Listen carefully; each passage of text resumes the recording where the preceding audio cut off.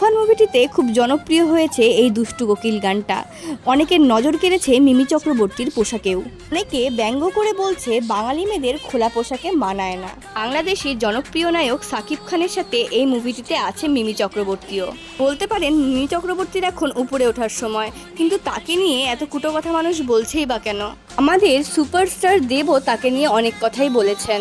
শুধুমাত্র সুপারস্টার দেবই নয়, কোয়েল আর শ্রাবন্তীও তাকে নিয়ে অনেক কিছুই বলেছে। মিমি চক্রবর্তী জানিয়েছেন এই মুভিটার যখন শুটিং চলছিল তখন টেম্পারেচার ছিল 40 ডিগ্রি, কিন্তু সেই ব্যাপারে কোনো কারো মাথা ব্যথা নেই, সবাই শুধু ভুল খুঁজতেই আছে।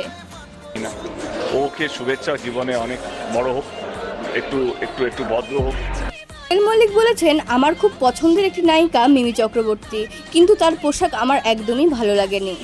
তো খোলা পোশাকে বাঙালি মেয়েদের মানায় না, এই একই কথা বলেছে শ্রাবন্তীও। শ্রাবন্তী বলেছে তার রুচিতে এরকম পোশাক বাঁধলই বা কেন। সব কিছুর উত্তরে মিমি চক্রবর্তী বলেছে, আমরা কোন মুভিতে কোন পোশাক পরবো এটা আমরা ঠিক করতে পারবো না, আমাদের যেই পোশাক দেওয়া হবে আমরা সেই পোশাকই পরবো। আর ব্যক্তিগতভাবে মনে হয় মিমি চক্রবর্তীর এখন ওপরে ওঠার সময়, তাকে এভাবে নিচে নামানোর কোনো মানে হয় না। পোশাকের বিষয়, যার রুচিতে যেরকম বাঁধে সে সেরকম পোশাক পরবে, এটাতে কমেন্ট করার কিচ্ছু নেই। বিষয়ে আপনাদের কি মনে হয় অবশ্যই কমেন্টে জানাবেন কিন্তু।